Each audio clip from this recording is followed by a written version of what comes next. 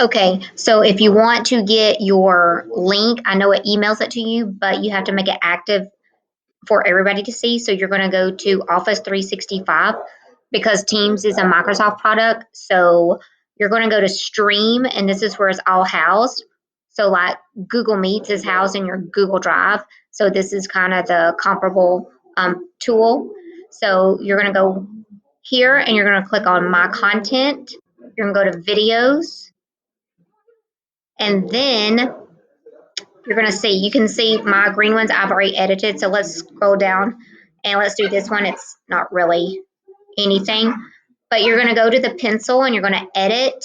And then when you edit, you have to give permissions. And when you click the everyone, and it really will be for anybody with a link, and then click apply.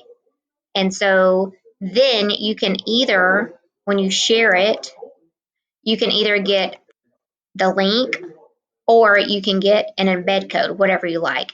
And then you'll be able to post it on It's Learning. So I just copy that, just click copy, go to your It's Learning.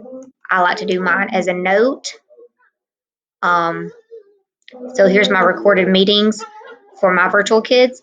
And then because I have the embed code, it just posts it right in here. And then there's my lesson. Hope this helps, Tamara.